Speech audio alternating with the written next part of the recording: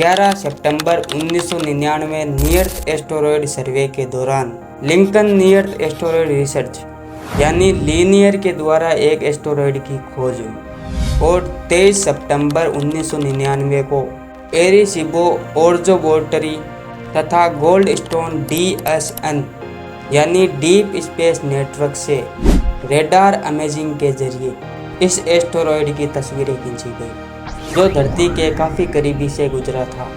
एक एस्टेरॉयड जो आगे चलकर हमारे अस्तित्व के बारे में बताने वाला था और इसका नाम रखा गया बेनू 101955।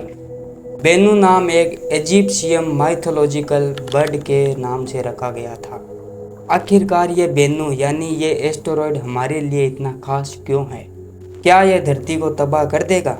आइए जानते हैं आज के इस वीडियो में। नमस्कार दोस्तों, मिल्की वे गैलेक्सी अरबों सितारों अरबों सौरमंडलों का घर है।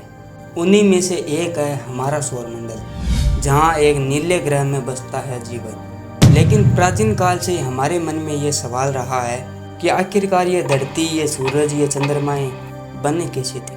और हम निकल पड़े एक सफ़र पे अपने प्रश्न की हल की तलाश में। पिछले कुछ दशकों से हमारे सौरमंडल के प्रति हमारी समझ काफ़ी विकसित हुई है। हमने कई सिद्धांतों के जरिए बात का अनुमान लगाया है कि हमारे सौरमंडल का जन्म कैसे हुआ होगा, परंतु क्या हम अपने इन सिद्धांतों, अपने इन अनुमानों को सिद्ध कर सकते हैं? क्या हम इसे प्रमाणित कर सकते हैं?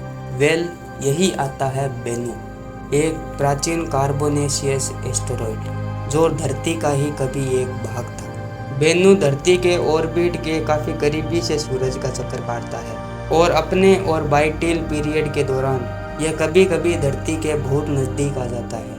यानी ये एस्टेरॉयड हमारे काफ़ी नज़दीकी क्षेत्र में आता है जहां हम आसानी से जाकर इसकी पढ़ाई कर सकते हैं।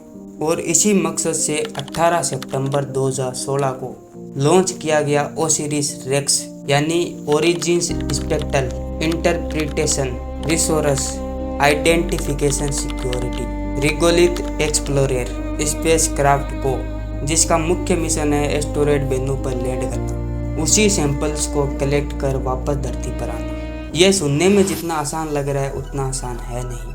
इस मिशन को पूरा होने में कुल 7 साल लगे थे और 24 सितंबर 2023 को ओसिरिस रेक्स वापस धरती पहुंच गए। इस मिशन की लागत कुल $800 मिलियन है, यानी भारतीय रुपयों के अनुसार 5,55,52 करोड़ रुपए हुए।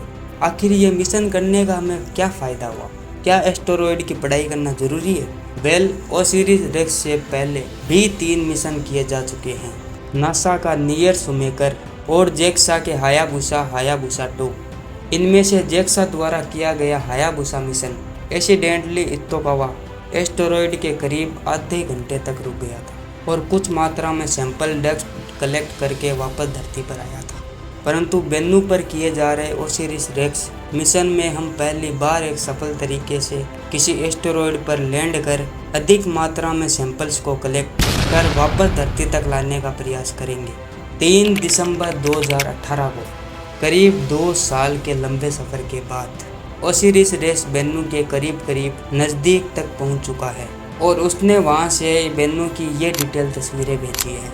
इन तस्वीरों से पहली बार किसी एस्टेरॉयड को इतने करीबी और इतनी बारीकी से देख पा रहे हैं। लेकिन आप सबके मन में यह प्रश्न ज़रूर आता होगा कि इस एस्टेरॉयड की पढ़ाई करना क्यों ज़रूरी है? जैसे कि मैंने आपको शुरुआत में ही बताया था कि हम मनुष्य प्राचीन काल से इस प्रश्न का उत्तर ढूंढ रहे हैं कि आखिर हमारे ये सौरमंडल कैसे जन्मा था और बेनू हमारी इसमें मदद कर सकता है। बेनू के मीटोलॉजी तथा केमिकल नेचर की पढ़ाई कर हम ये जान सकते हैं कि शुरुआती दौर में सौरमंडल की रचना कैसे प्रारंभ हुई थी। बेनू अन्य एस्टेरॉयड की तुलना में काफ़ी खास है। इसका आकार एक घूमते लट्टू के समान है जो करीब 4.3 घंटों में अपने एक्सिस पर एक रोटेशन कंप्लीट करता है। लेकिन बेनू की ये रोटेशन स्पीड समय के साथ साथ बढ़ रही है यूरोप इफेक्ट के कारण, जो सूरज से आने वाली थर्मल फोटोज के मूवमेंट के कारण होता है।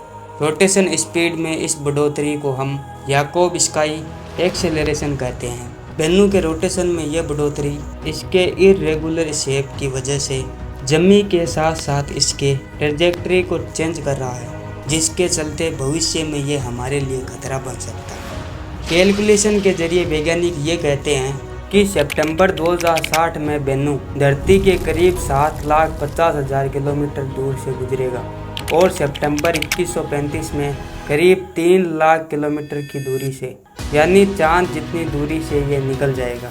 और फिर सितंबर 2175 में जब ये फिर से धरती के करीब आएगा, तब 24,000 में से एक प्रोबेबिलिटी रहेगी कि यह धरती से टकरा जाए।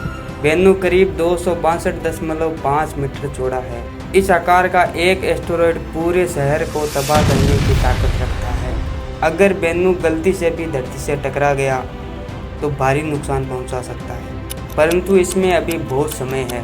फिलहाल हम बेनू की पढ़ाई करने में लगे हैं, जो जल्द ही हमारे प्रश्नों के हल निकालने में मदद करेगा। अगर आपको भी ऐसी रिसर्चों में इंटरेस्ट है तो हमारे चैनल को सब्सक्राइब करें। वीडियो अच्छा लगे तो लाइक करें, और कौन सा पार्ट आपको अच्छा लगे, कौन सा ना लगे, कौन सी रिसर्च गलत है, कौन सी सही है, अगर आपको लगता है कि गलत है, कोई सही है, तो आप कमेंट में लिख सकते हैं। तो मैं मिलता हूँ आपको किसी नई वीडियो में किसी नई टॉपिक के साथ। तब तक के लिए जय हिंद, जय भारत।